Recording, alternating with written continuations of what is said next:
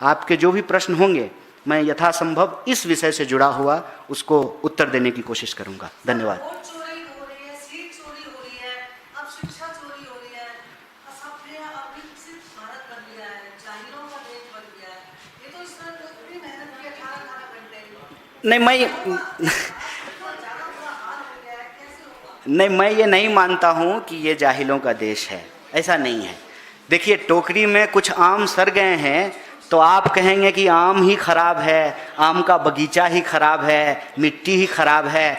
इस निराशा में जाने की ज़रूरत नहीं है। हम तो इस प्रेस कॉन्फ्रेंस के माध्यम से देश को यही कह रहे हैं कि अवसाद में जाने की ज़रूरत नहीं है, क्योंकि ये विफलता आपकी नहीं है। अगर ये किसी और की गलती को आप अपनी गलती मान लेंगे तो आप अवसाद में जाएंगे, निराशा में जाएंगे, डिप्रेशन में जाएंगे। आज स्टूडेंट के साथ 3 बड़ी समस्या है। सिस्टमेटिक फेलियर के चलते वो अपना फेलियर समझते हैं, जिसकी वजह से डिप्रेशन, ड्रग्स, सुसाइड, इस तरह की स्थिति में हम चले जाते हैं। तो हम आपसे भी ये निवेदन करेंगे, हम ये कहने से बचें और इसको इस रूप में समझें कि कुछ लोग बेईमान हैं। देश के सारे पूंजीपति बेईमान नहीं हैं।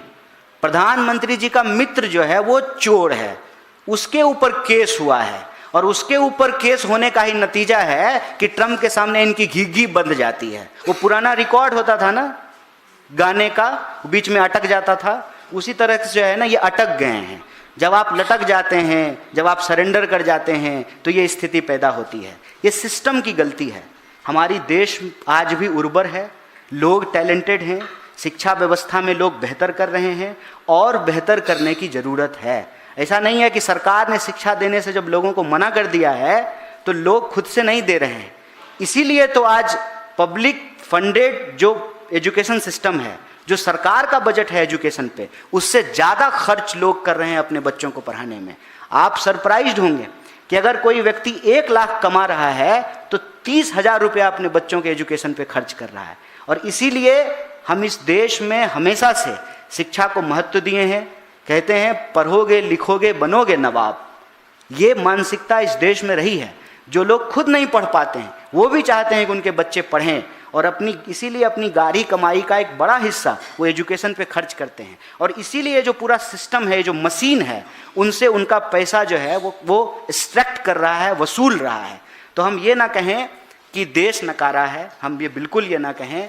देश को चलाने का, सपना दिखाने का जो जुमलेबाजी करके गद्दी में बैठे हैं, ये उनका फेलियर है। इस देश के लोगों का सिस्टम पर भरोसा था। ये गरीब से गरीब परिवार के लोग सोचते थे कि अगर हम अपने बच्चे को पढ़ा देंगे, वो मेहनत करेगा, यूपीएससी कंप्लीट करेगा तो आईएएस आईपीएस बनेगा।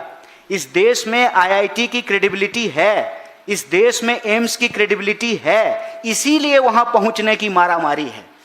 अगर ये भरोसा नहीं होता, ये public funded education system performing नहीं होते, अच्छा आईआईएम नहीं होता, अच्छी आईआईटी नहीं होती, यूपीएससी नहीं होता, बीपीएससी नहीं होता, जेएनयू नहीं होता, जामिया नहीं होता, इलाहाबाद यूनिवर्सिटी नहीं होता, तो ये सपना भी नहीं होता।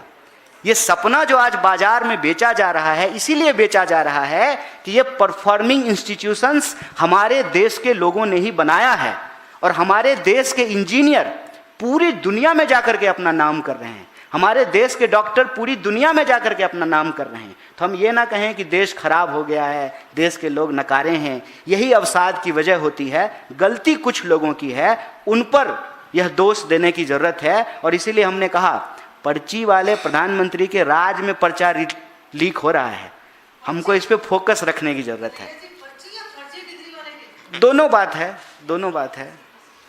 कन्हैया, मेरा सवाल है, मेरा नाम तेजपाल सिंह है। 8th क्लास की बुक मेरे पास में है, मोबाइल पर भी। जो ये 3 लैंग्वेज फार्मूला लेके आ रहे हैं सीबीएसई, आपको पता ही होगा। और हिंदी हमारी मेन भाषा, हिंदी और संस्कृत, और तीसरी भाषा इंग्लिश को फॉरेन लैंग्वेज में डाल रहे हैं। अच्छी बात है, मैं उसमें डिबेट में नहीं आना चाहता। सवाल ये है कि हिंदी तो कम से कम बेहतर हिंदी सिखाई जानी चाहिए। मैं आपको 2 उदाहरण दे रहा हूँ कि अपयश का जो प्रोनाउंसिएशन है, समानार्थी वर्ड है, वो अपवाद दिया है 8th क्लास में। दूसरा जो वर्ड है अंधा, अंधा का समानार्थी वर्ड दिया है प्रज्ञाचक्षु। अब जिसको बच्चा सीख के जाएगा, तो इस तरह की हिंदी सीखने के बाद क्या, देखिए फिर ये बात वहीं पहुंच जाती है। नाकाबिल लोग, नकारे लोग जब व्यवस्था को चलाने की जिम्मेवारी उनको मिल जाए तो ऐसे ही परिणाम आते हैं। योग्यता जरूरी होती है, अनुभव जरूरी होता है। यह सरकार ऐसी है कि जिसको क्रिकेट खेलने नहीं आता है ना, वो बीसीसीआई चला रहा है। और आप भाषा की बात कर रहे हैं, आपने अमित शाह के बेटे की अंग्रेजी सुनी है? ऑक्सफोर्ड के लेवल की इंग्लिश है। ये मंत्री के बच्चे की हालत है। तो आप अंदाजा लगाइए कि इस देश के आम लोगों को कैसी एजुकेशन मिल रहा है। एआई का जमाना हो गया है, देख के भी गलत पढ़ते हैं। प्रधानमंत्री का भाषण सुने हैं कई बार, इतिहास का कितना ज्ञान है उनको, टेलीप्रॉम्प्टर लगा करके झूठ बोलते हैं, किसी को किसी के साथ बिठा देते हैं, कबीर को नानक के साथ बिठा देते हैं। ये इतिहास आपने सुना है। ये सारी चीज़ें पैदा कहाँ से होती है? ये सारी चीज़ें पैदा होती है जब हम नकारेपन को सेलिब्रेट करने लगे, जब हम मूर्खता को सेलिब्रेट करने लगे, जब हम अयोग्यता को नगारे बजा करके स्वागत करना शुरू करते हैं। प्रधानमंत्री ने कहा था ना, हम हार्वर्ड नहीं हार्ड वर्क वाले हैं। क्या उन्होंने शिक्षा व्यवस्था पे मजाक नहीं उड़ाया था? वो उन्होंने कहा था ना कि मैं पढ़ता नहीं हूं, मैं ऐसे देखता हूं, फोटोजेनिक मेमोरी है। कहा था कि नहीं कहा था? जब प्रधानमंत्री ऐसा होगा, उसका प्रधान कैसा होगा? उसका प्रधान फिर ऐसा ही होगा कि कह रहा है कि पूरा पेपर लीक नहीं हुआ, थोड़ा पेपर लीक हुआ है। जैसे नल से थोड़ा थोड़ा पानी नहीं निकलता है। ये सरकार चला रहे हैं कि प्लम्बर की दुकान चला रहे हैं? आप इस पूरी की पूरी मानसिकता को देखिए, और उस मानसिकता का नतीजा क्या है? शिक्षा को खरीदने बेचने की वस्तु बनाई गई, सपना देखने को गुनाह बनाया गया, आम लोगों का भरोसा सिस्टम पर से उठ गया। नतीजा जो चोर थे उनका मनोबल बढ़ गया। आप मुझे बताइए कि विधायक खरीदने वाले चोर को जब आप चाणक्य कहेंगे तो चोरों का मनोबल बढ़ेगा कि नहीं बढ़ेगा? चोरों के बीच में कंपटीशन होगा, जो ज्यादा चोरी करेगा वो उतना बड़ा मंत्री बनेगा। क्यों चाणक्य कह रहे हैं विधायक चुराने वाले को? और जब चाणक्य विधायक चुराएगा तो वसूलेगा किससे? आप ही से तो वसूलेगा। फिर पेट्रोल डीजल का दाम बढ़ेगा, क्योंकि एमएलए खरीदने में बहुत पैसा खर्च हो गया है। जब सरकार विधायक चुरा करके बनाया जाएगा, जब सांसद जो है सीट चोरी करके बनाए जाएंगे, वहां तो पेपर चोरी होगा। और जो एनटीए के डायरेक्टर हैं, जो तमाम रिस्पॉन्सिबल लोग हैं, उनको मालूम है कि एक तो हल्ला नहीं होगा। हल्ला तो तभी होगा ना जब देश का कम्युनिकेशन सिस्टम इस पे कोई डायलॉग शुरू करेगा। अब आप देखिए कि नेता प्रतिपक्ष कोटा में जाकर के एजुकेशन सिस्टम पे एक प्रेजेंटेशन रख रहे हैं, उस पर जवाब देने की बजाय आप उनको ही गुनाहगार साबित कर रहे हैं। कह रहे हैं कि 2 दिन के बाद एग्जाम है, आप क्यों बात कर रहे हैं? मैंने कहा कि 2 दिन के बाद एग्जाम है, री एग्जाम है, 1 महीने में दूसरी बार एग्जाम है। इस फैक्ट को खा जा रहे हैं। इस फैक्ट को खा जा रहे हैं कि एनटीए का जो डायरेक्टर है उसका आरएसएस बीजेपी से संबंध है, और उस एनटीए पे हर साल सवाल उठा है। क्या ये सिर्फ इस बार पेपर लीक हुआ है? पिछले बार भी पेपर लीक हुआ, उससे पिछले साल भी पेपर लीक हुआ। क्या सिर्फ एक एग्जाम का पेपर लीक हुआ है? हर एग्जाम का पेपर लीक हो रहा है। और जब सीबीएसई के स्टूडेंट ने इस पे सवाल उठाया, उसको एंटी नेशनल बोलने लगे। आपके सिस्टम में जो खामी थी उस पर कोई सवाल उठाता है तो आप उसको एंटी नेशनल बोलने लगते हैं। तो ये मानसिकता का सवाल है, और इस मानसिकता में अयोग्य लोग जब उन पदों पर बैठेंगे, उसका नतीजा यही होगा कि फिर किताब में आइंस्टाइन को पायलट ही बताया जाएगा और मोदी जी को भगवान विष्णु का अवतार। जी कन्हैया जी। हाँ, उनके पास माइक पहले से, उनसे ले लेते हैं, फिर आपसे, फिर आपका प्रश्न। जी 2 सवाल हैं। एक तो झारखंड में कल जो राज्यसभा चुनाव के दौरान क्रॉस वोटिंग हुई इंडिया गठबंधन के अंदर, आपके प्रभारी के राजू ने कहा कि सीपीआई-एमएल और आरजेडी के विधायकों ने क्रॉस वोटिंग की। अब सीपीआई-एमएल के महासचिव दीपांकर भट्टाचार्य ने मल्लिकार्जुन खड़गे कांग्रेस अध्यक्ष को चिट्ठी लिखी है, अपनी नाराजगी जताई है, और उन्होंने कहा है कि सीपीआई-एमएल के दोनों विधायकों ने कांग्रेस उम्मीदवार के लिए वोट किया। कांग्रेस के नेता गलत बयानी कर रहे हैं, इससे पार्टी की छवि खराब हो रही है। इस पर आपकी क्या प्रतिक्रिया?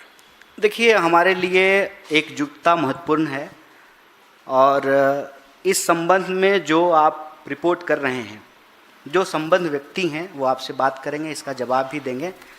लेकिन इस प्रश्न के जवाब में हम रीइटरेट करते हैं कि 1 सीट, क्रॉस वोटिंग, कुछ सीट, ये अपनी जगह पे है। हम इस देश को बचाने की लड़ाई में एकजुटता के पक्षधर हैं, और यह एकजुटता इस तरह की कार्रवाइयों से कमज़ोर ना पड़े, इसकी कोशिश कांग्रेस पार्टी जरूर करेगी। और जो इसके अधिकृत व्यक्ति हैं, आप लोगों से, मीडिया के साथियों से बात करेंगे। एक चीज और, आपके नेता का जन्मदिन है। बनारस में कुछ कांग्रेस के कार्यकर्ताओं ने राहुल गांधी की परशुराम अवतार वाली एक तस्वीर के साथ जश्न मनाया, उस पर फूल आदि चढ़ाए, दूध चढ़ाया, गंगा स्नान करवाया। बीजेपी इसको अपमान बता रही है, परशुराम किनका? का, सनातन का। बीजेपी क्या, तुम फिर क्या करते? मतलब मोहन भागवत बना करके उनका जो है फोटो लगा करके फिर केक खिलाते तो बीजेपी वाले खुश हो जाते? ये कोई बात होती है? इस देश में अपने नायक को, अपने मन के जो उनके नायक हैं उसके साथ मिलाना, जोड़ना, ये होता रहा है। हमने तो आज और भी तस्वीरें देखी, लेकिन आप लोग नहीं देख पाए। कुछ जो है राहुल जी को अंबेडकर की तरह भी पेश करते हैं, कुछ लोग जो है उनको बिरसा मुंडा की तरह भी पेश करते हैं, कुछ परशुराम की तरह भी पेश कर रहे हैं। मैं होता तो मैं ज़रूर ये कहता कि भाई राहुल गांधी जी को राहुल गांधी की तरह ही रहने देते हैं। उनकी अपनी व्यक्तिगत पहचान है, उनकी अपनी व्यक्तिगत योग्यता है और उनकी अपनी सामूहिक लड़ाई है, उनकी अपनी योग्यताएं हैं। राहुल गांधी ही रहें तो बेहतर है, ये एक बात है। लेकिन भाजपा 3 में कि 13 में, भाजपा कौन होती है इस पे सवाल पूछने वाले? उसका पेटेंट है परशुराम जी पे कि राम जी पे? ये नाथूराम का फोटो लगाएं, राम जी पे फोटो लगाने का उनका कोई पेटेंट नहीं है। और ये नाथूराम को मानने वालों ने ही प्रभु श्री राम का चंदा चुरा लिया है, उसका जवाब दें। ये इधर उधर की बात नहीं करें। अपने नायक का जो आज जिंदा हैं और हमारे नायक जो हमारे विचारों में जिंदा हैं, उस तरह से हम उनको प्रस्तुत करते हैं, इसमें क्या दिक्कत है? तब तो कल को मान लीजिए कि बाकी सारे लोग जो अपना अपना नाम रखते हैं भगवान के नाम पे, उस पर जो है भाजपा रोक लगा देगी, मेरे माँ बाप पे केस कर देगी कि मेरा नाम कन्हैया क्यों है, मुकदमा कर देगी, क्योंकि पेटेंट है उनका। कौन ये पेटेंट दिया है उनका? देखिए, हिंदू होने में और संघी होने में फर्क होता है। इस देश के लोग हिंदू हैं, संघी नहीं हैं। जो संघी हैं वो भाजपा में हैं। इसीलिए ये सब मैं समझता हूँ कि बिना बात का बात है। आप तो मंत्री को पकड़ करके पूछिए कि यह जो अदानी का डील हुआ है, इसको यूएस डील क्यों बोल रहा है? इसको सरेंडर डील को जो है उसके बारे में आप पूछिए विदेश मंत्रालय से कि इतनी हिम्मत नहीं है बीजेपी के नेताओं को कि बताए कि अमेरिका के मिसाइल से जो है हमारे नाविक मारे गए हैं। इतनी हिम्मत नहीं है कि अमेरिका के कोर्ट ने यह कह दिया कि इलीगल है ये डील, तब भी उस पर एक सवाल का जवाब देने के लिए नहीं है। कहीं धर्मेंद्र प्रधान मिले तो उससे पूछिए कि पढ़े लिखे हो, कभी कॉलेज स्कूल गए हो, तो फिर तुमको ये कौन समझा दिया कि पेपर जो है सिर्फ टेलीग्राम से लीक होता है, व्हाट्सएप से लीक नहीं हो सकता है, ईमेल नहीं किया जा सकता है? उसको जरा समझाइएगा, पूछिएगा। सवाल पूछा जाना चाहिए सरकार से, तो सवाल पूछ रहे हैं राहुल गांधी से। देश चला रहे हैं नरेंद्र मोदी, प्रश्न पूछ रहे हैं नेहरू जी से। कब तक ये चलता रहेगा? देश के लोग समझ रहे हैं और वो ये समझ चुके हैं कि हिंदू धर्म का नाम बीजेपी कुर्सी पर बैठने के लिए लेती है, बाकी उसका धर्म से कोई लेना देना नहीं है। सर आप टेलीग्राम बैन को लेकर सवाल कर रहे हैं, लेकिन आज हाईकोर्ट ने भी इस नहीं, हम पहले एनटीए बैन करने की मांग कर रहे हैं सर। बट हाईकोर्ट का जिस तरीके से वर्डिक्ट आया, उन्होंने बोला कि गवर्नमेंट के पास में पावर्स होती हैं किसी भी सोशल मीडिया प्लेटफॉर्म के एक्सेस को बैन करने के लेके। तो फिर आप लोगों का इस पे क्या ऑब्जेक्शन है अगर इस तरीके का कदम सरकार ने उठाया ताकि पेपर लीक ना हो? नहीं, हम उसकी उपयोगिता पे प्रश्न उठा रहे हैं। आप बैन कर दीजिए, सही बात है। अब कोर्ट कह रही है तो कंटेम्प्ट थोड़ी लगवाएंगे अपने ऊपर, ऐसे ही बहुत सारा केस है। तो कोर्ट कह रही है तो ठीक ही कह रही होगी, जैसे मोदी जी कर रहे होंगे तो ठीक ही कर रहे होंगे, यही कहा जाता है आजकल। लेकिन उपयोगिता बताइए ना, कि अभी आपने टेलीग्राम पे बैन किया है क्योंकि प्रश्न जो है वो टेलीग्राम पे घूम गया, कल को व्हाट्सएप पे घूम जाएगा, परसों ईमेल से घूम जाएगा, उसके बाद एसएमएस से चलने लगेगा, उसके बाद आई मैसेज से घूम जाएगा। तो इंटरनेट ही बैन कर दीजिए। और क्या इंटरनेट बैन हो जाएगा उसके बाद पेपर लीक नहीं होगा? पेपर लीक ब्यूटी पार्लर से हुआ है। पेपर लीक इस बार ब्यूटी पार्लर से हुआ है, हम ये बता रहे हैं। और पेपर लीक कराया जिन्होंने पेपर सेट किया था। हम उसकी उपयोगिता पे सवाल उठा रहे हैं। और तो वो तो ये सब देखिए क्या है ना कि रील बनाने के लिए कंटेंट है। अब एक दिन जो है इस पे रील बनेगा कि हमने जो है वो आंख से रेड लाइट निकलेगा नेता सबका, लेजर लाइट, तो ये ना रील बनाने का कंटेंट है। आप टेलीग्राम बैन कर दिए, आप एनटीए क्यों नहीं बैन कर रहे हैं जहां से पेपर लीक हो रहा है? दूसरा कि एक सोशल मीडिया प्लेटफॉर्म के बैन करने से, ठीक है, चोरी तो नहीं रुकेगी। दरोगा को चोर पकड़ना चाहिए ना, कि जो है स्ट्रीट लाइट बदल देने से जो है चोरी रुक जाएगी। सरकार इस बात का जवाब क्यों नहीं दे रही है कि जब से ये आए हैं तब से लगातार पेपर लीक हो रहा है। इसकी अकाउंटेबिलिटी क्यों नहीं तय हो रही है? अच्छा, आखिर क्या मजबूरी है बताइए? धर्मेंद्र प्रधान ट्रंप के कैबिनेट का मंत्री तो नहीं है, मोदी जी के ही कैबिनेट के मंत्री हैं, मजबूत प्रधानमंत्री हैं, पर्ची लिख करके किसी को भी मुख्यमंत्री बना देते हैं। आप लोगों को भी नहीं पता चलता है, भाजपा के लोगों को भी नहीं पता चलेगा किसका लॉटरी लग जाएगा। बिहार में सब भाजपा के नेता को लग रहा था कि हम मुख्यमंत्री बनेंगे, बाहर से एक आदमी को ला करके उसको मुख्यमंत्री बना दिया। बंगाल में भी ये हुआ, असम में भी ये हुआ है। तो उसे घर वापसी हो रही है वहाँ, तो उतने मजबूत प्रधानमंत्री आखिर अपने धर्मेंद्र प्रधान से इस्तीफा क्यों नहीं ले रहे हैं? कौन सा ऐसा फाइल धर्मेंद्र प्रधान के पास है कि प्रधानमंत्री उनके इस्तीफे वाले फाइल पे साइन नहीं कर पा रहे हैं? वो ट्रंप तो नहीं है, उसके कैबिनेट का भी मंत्री नहीं है, आपके कैबिनेट का मंत्री है, हटा दीजिए उसको। हटाने का भी हिम्मत नहीं है। डायरेक्टर को यहां से उठा करके दूसरी जगह रख देते हैं, कई बार तो प्रमोशन कर देते हैं। चोर नकारा बेईमान कोई अफसर हो सरकार की सेवा में, जय हिंद करता हो, ठीक है ना, जय सर, उसका नतीजा यह है कि उसको हटाते भी नहीं है, लीपापोती करते हैं, यहां से उठा करके वहां रख देते हैं।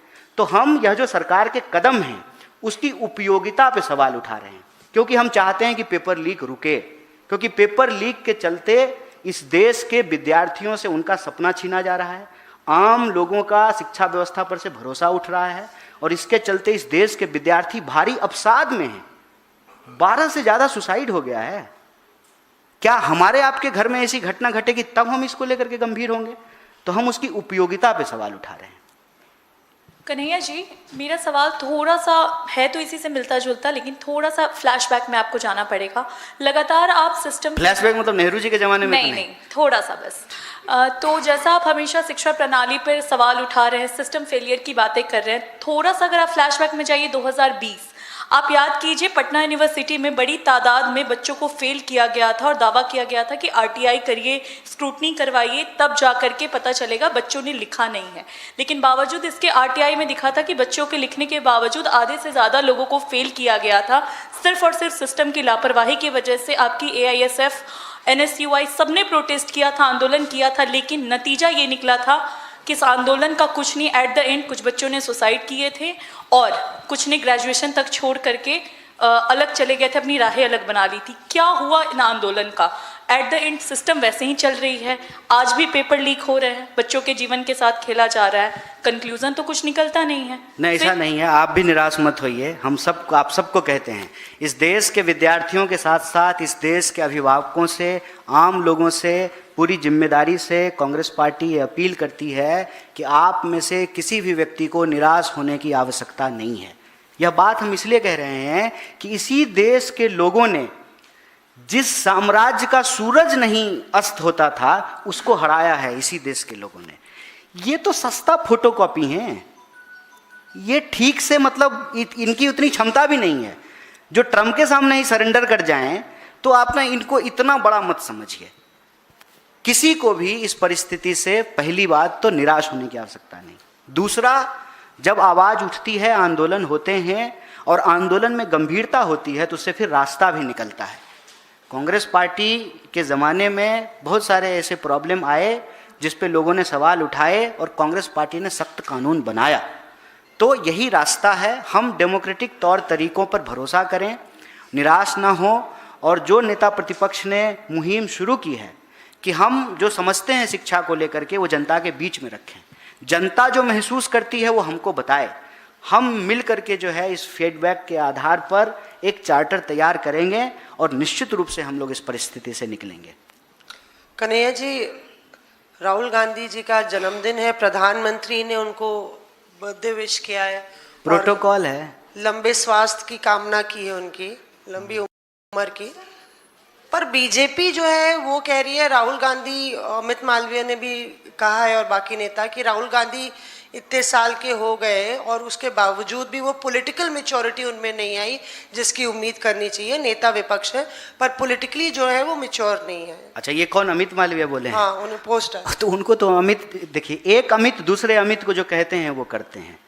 उनकी अपनी क्या मैच्योरिटी और उनकी अपनी क्या क्रेडिबिलिटी है ये आप सब जानते हैं, उस पर कमेंट करने की आवश्यकता नहीं है। प्रधानमंत्री जी ने बधाई दिया, प्रोटोकॉल है। यही प्रधानमंत्री कह रहे थे, कौन राहुल गांधी? और आज कह रहे हैं नेता प्रतिपक्ष, तो हम जनता के प्रति बहुत आभार व्यक्त करते हैं, बड़ी विनम्रता से इस देश के लोकतंत्र का सम्मान करते हैं।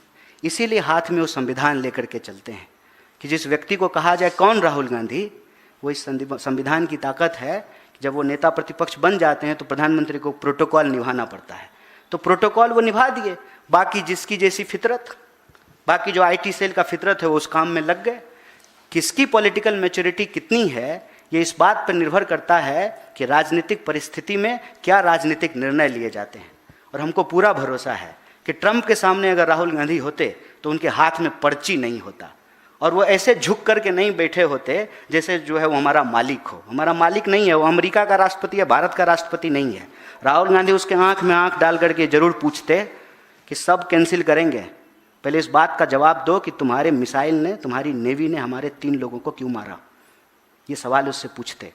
अगर उनको लगता है कि ये पॉलिटिकल मैच्योरिटी नहीं है, उनको लगता है कि शिक्षा पे सवाल पूछना पॉलिटिकल मैच्योरिटी नहीं है, उनको लगता है कि इस देश में कन्याकुमारी से लेकर के कश्मीर तक पैदल चलना पॉलिटिकल मैच्योरिटी नहीं है, तो ये मैच्योरिटी वो रखें, क्योंकि ये मैच्योरिटी इस देश को बहुत इमेच्योर फॉरेन अफेयर्स के उसकी पॉलिसी की तरफ लेकर के जा रहा है, इस देश की शिक्षा व्यवस्था को डुबा रहा है, देश के जो पूरे के पूरे आर्थिक संसाधन हैं, जो ऊर्जा सुरक्षा है, उसको तबाह कर रहा है। आप मुझे बताइए, सस्ता तेल अगर हमको रूस से मिल रहा है तो महंगा तेल हमको वेनेजुएला से खरीदने की क्या ज़रूरत है। अभी 21 तारीख आएगा, पिछली बार जो है मोदी जी ने लोगों को एक आसन सिखाया था, झूठासन। अगली बार प्रधानमंत्री जो है ना इस देश को एक और आसन सिखाएंगे, सरेंडर आसन। अगर सरेंडर आसन जो है पॉलिटिकल मैच्योरिटी है तो बहुत धन्यवाद, ये वही रखें, हमको ज़रूरत नहीं है।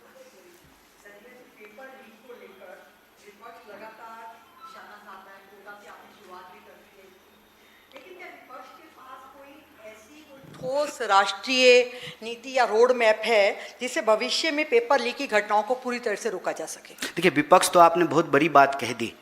हम लोग छात्र आंदोलन से निकल करके आए हैं और कुछ जो पॉलिटिकल स्लोगन हुआ करते थे स्टूडेंट एक्टिविज्म के, आज भी वो रेलिवेंट हैं। शिक्षा पर जो खर्चा हो बजट का 10वां हिस्सा हो। अगर आप अपने एजुकेशन पे बजट का 10% खर्च करेंगे तो बहुत सारा प्रॉब्लम सॉल्व हो जाएगा। एजुकेशन को अगर आप प्रिविलेज ना बना करके लोगों का फंडामेंटल राइट बना करके रखेंगे तो बहुत सारा प्रॉब्लम सॉल्व हो जाएगा। जब परफॉर्मिंग पब्लिक सेक्टर होता है तभी प्राइवेट सेक्टर थ्राइव करता है। अगर IITs नहीं होते तो प्राइवेट इंजीनियरिंग कॉलेज का जाल नहीं बिछता। अगर एम्स नहीं होता तो प्राइवेट मेडिकल कॉलेज का जाल नहीं बिछता। तो सरकार को शिक्षा देना लोगों को, ये जिम्मेवारी है उनकी, इस जिम्मेवारी से वो भाग नहीं सकते हैं। बात यह है ना कि आजकल टोल मॉडल चल रहा है देश में। टोल मॉडल ये है कि आप कार खरीदिए EMI पे, सरकार को टैक्स भरिए, उसके बाद आप जितनी बार कार लेकर के निकलेंगे पहले आपसे जो है वो दाम वसूला जाएगा। दोस्त के लिए जो डील होगा पेट्रोल पंप पे पहले वहाँ वसूली होगी, फिर कार लेकर के रोड पे जाएंगे तो जो है हर 50 किलोमीटर टोल वसूला जाएगा। तो ये जो मॉडल है ना, privatisation of profit and socialisation of loss, उसके चलते इस प्रॉब्लम में हम फंसे हैं। एजुकेशन को जब सरकार अपने अंडर रखती है, पब्लिक सेक्टर थ्राइव करता है, तभी जो है प्राइवेट सेक्टर भी अच्छे से परफॉर्म करती है। तो पहला मॉडल ये है। दूसरा मॉडल ये है कि भरोसा लाना पड़ेगा दोबारा। इस देश के आम विद्यार्थियों को ये नहीं लगना चाहिए कि हमारे 15 घंटे 16 घंटे मेहनत का कोई फल नहीं हमको मिलेगा। ये भरोसा विद्यार्थियों को और अभिभावक को दोबारा दिलाने की ज़रूरत है। और तीसरा, जो लोग दोषी हैं उस पर कार्रवाई कीजिए, चाहे वो आपका मंत्री क्यों ना हो, एक नज़ीर बने, ताकि फिर से जो हमारी संस्थाएं हैं उसकी क्रेडिबिलिटी एस्टेब्लिश हो। NTA के लोग पर पेपर लीक करा रहे हैं और आप बार बार जो है NTA को एग्ज़ाम कराने का टेंडर दे रहे हैं। तो ऐसा नहीं है कि रोल मॉडल नहीं है, रोल मॉडल है। और अभी जो हमको जितनी बात समझ में आई है, नेता प्रतिपक्ष ने उसको एक प्रेजेंटेशन के रूप में देश के सामने रखा है। बाकी हम देश के विद्यार्थियों, अभिभावकों, शिक्षाविदों, पत्रकारों और बुद्धिजीवियों से ये अपील करते हैं कि आप अपना फीडबैक दीजिए। हम एक स्टूडेंट के लिए बेहतर एजुकेशन चार्टर बनाने की कोशिश करेंगे। हेलो सर, ऐसा है कि आपने जो भी बात कही है वो बिल्कुल सही है, लेकिन जब एजुकेशन का बिल पास हुआ तो ऑपोजिशन ने कोई आवाज़ नहीं उठाई। जब उसका बजट कम किया तो भी कोई आवाज़ नहीं आई। अनएम्प्लॉयमेंट बढ़ी तब भी कोई आवाज़ नहीं आई। अब नीट का पेपर लीक है तो वो तो होना ही था, नहीं, ऐसा नहीं है। अब हम उस पे अब आप क्या कहना चाहते हैं? नहीं, हम आवाज़ उठाते हैं। बात यह है कि अगर हमारी माइक ही यहाँ बंद कर दी जाए और कैमरा बस सामने लगा हो, कुछ दिखाए ही नहीं, अब 1 घंटा रिकॉर्ड करके ले जाएं और चलाएं ही नहीं, क्या जनेंद्र जी, है ना? मतलब हम कह रहे हैं कि ये जो आप रिकॉर्ड कर रहे हैं उसको दिखाना भी तो पड़ेगा ना। तो माइक ही बंद कर देंगे तो कैसे देखेगा? हम इस देश के विद्यार्थियों और अभिभावकों से कहते हैं कि आपका राजनीतिक पक्ष कुछ भी हो, आपकी पार्टी, आपकी विचारधारा कुछ भी हो, लेकिन इस देश का विपक्ष होने के नाते राहुल गांधी ने देश से अपील किया है कि इस देश की शिक्षा व्यवस्था को बेहतर करना हमारी जिम्मेवारी है और विद्यार्थियों के हक के लिए लड़ना हमारी जिम्मेवारी है। इसीलिए सड़क से लेकर के संसद तक हम ये संघर्ष कर रहे हैं और जब तक विद्यार्थियों को न्याय नहीं मिलता है, पेपर लीक के दोषियों को पकड़ा नहीं जाता है, धर्मेंद्र प्रधान का इस्तीफा नहीं होता है, एनटीए को बैन नहीं किया जाता है, हम अपनी आवाज़ को उठाते रहेंगे और यह गूंज, विद्यार्थियों की ये गूंज हुंकार बनेगी। बहुत बहुत शुक्रिया, बहुत बहुत धन्यवाद। एक लास्ट सवाल जो